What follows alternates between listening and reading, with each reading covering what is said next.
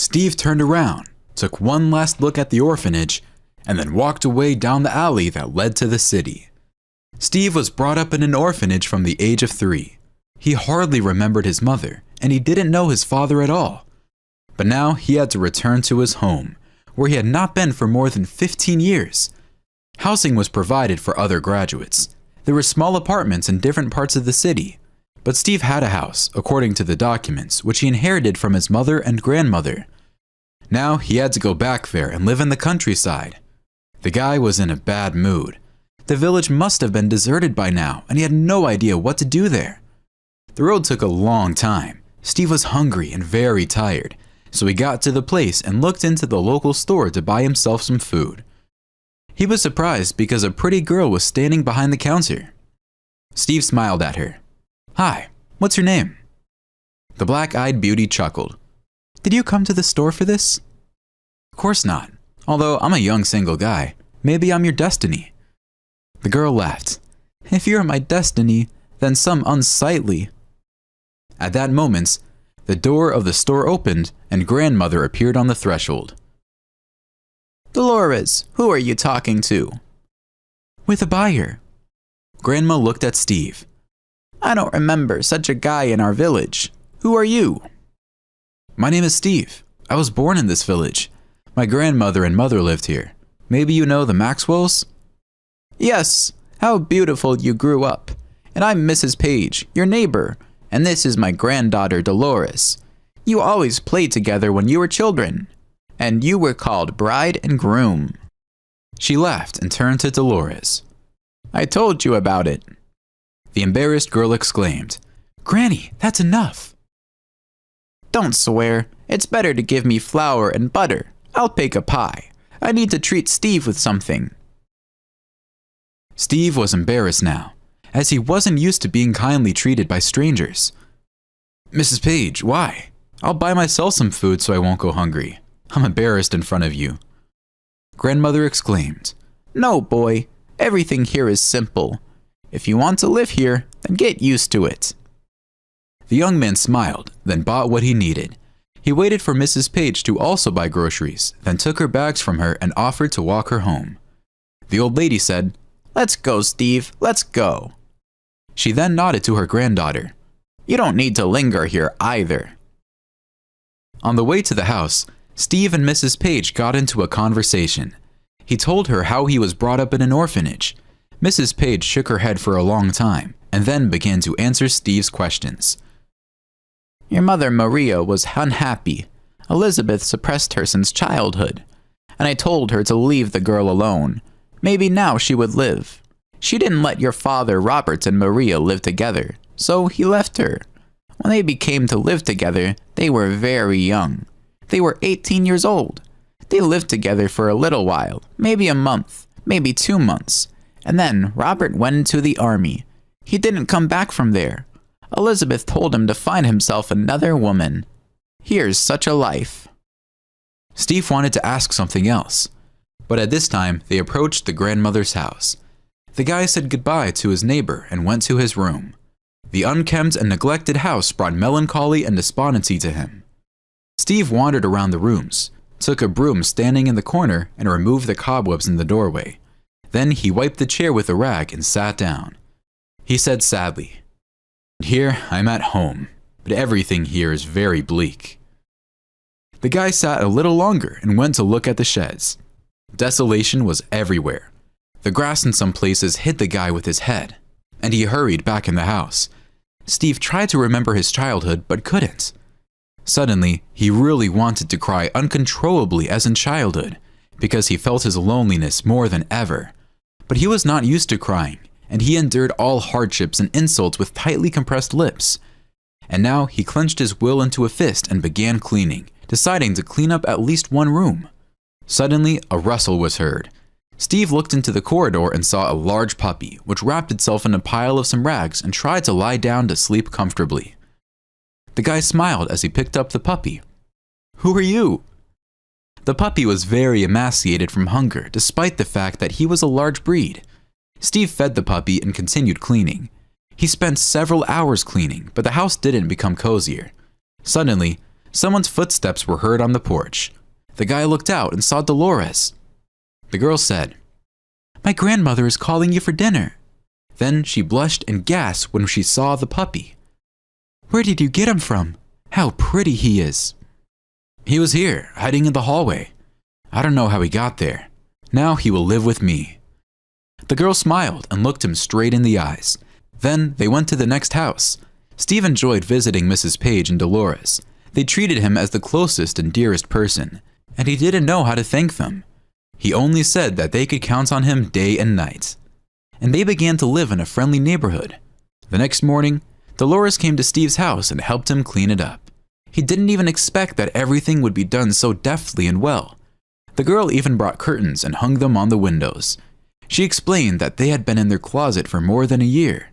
After cleaning, Dolores asked Steve to help her stack the wood in the shed. Steve readily agreed, but by the evening, he didn't feel his arms or legs from fatigue. He didn't immediately get used to rural life, but suddenly he realized that he really liked such a life. And he really wanted Dolores to always be there. She also had no parents. First, her father died, and then 5 years ago, her mother died. She had only Mrs. Page, the closest of all relatives, her mom's mom. But the girl didn't lose heart, although she was very sorry that her mother and father had gone to another world so early.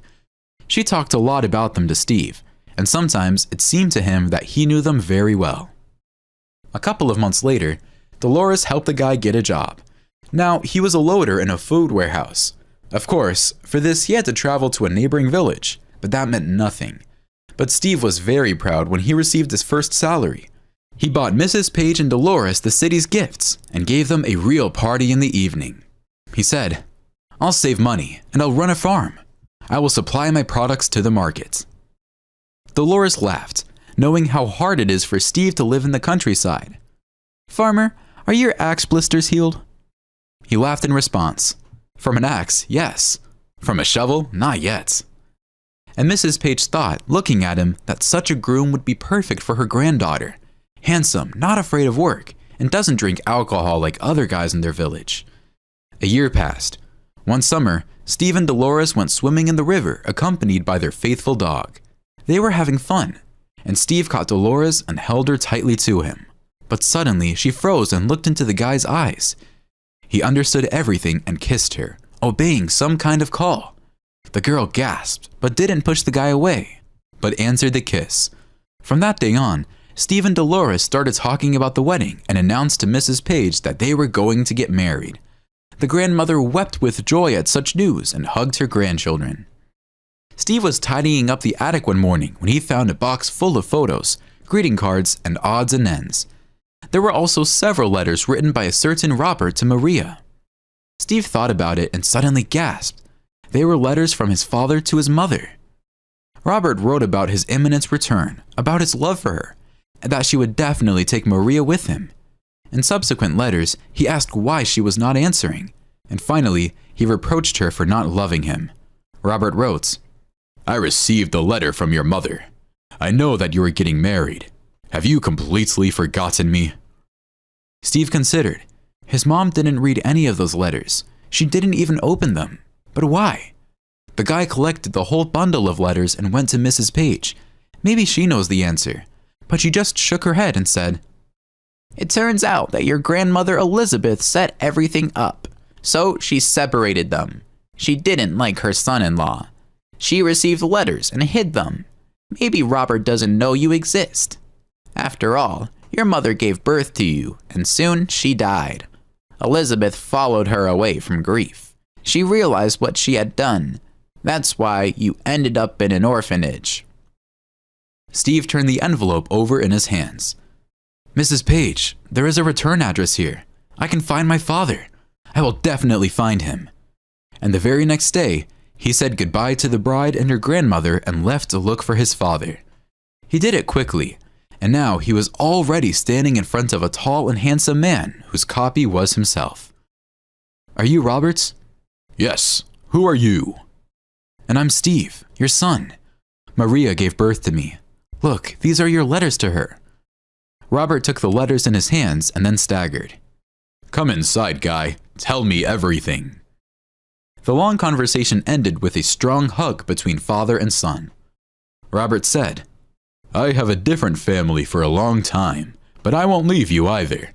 I live well, as you can see, and I will help you get on your feet. I used to be poor, so Elizabeth didn't like me. You will study, get a specialty, and come to work for me at the firm. You will have everything, absolutely everything. We will travel abroad. You will see the world. Do you want this, my son?"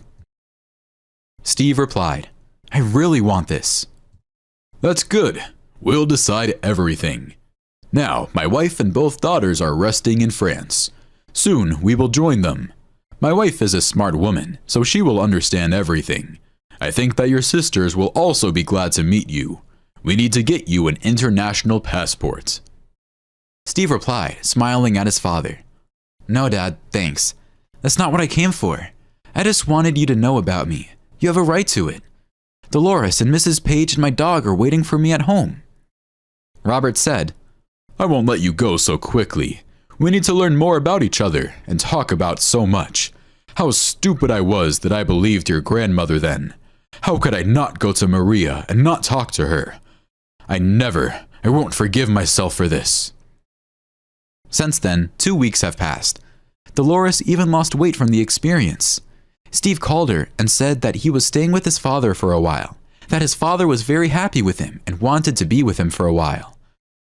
The girl looked up at the elderly woman with huge eyes. "Grandma, what if Steve doesn't come back? What will happen then?" But Mrs. Page was silent. She knew well how tempting money was. But one evening, a car stopped at Steve's house. 2 men got out. It was Steve and Robert. Steve said, "So I'm back." And then he hugged the girl who ran out to meet him. And Mrs. Page invited guests for tea. Several years have passed. Steve and Dolores were married and had a daughter. Father helped Steve open his farm, and the young couple was happy and full of hope for a future that was filled only with joy and love for them.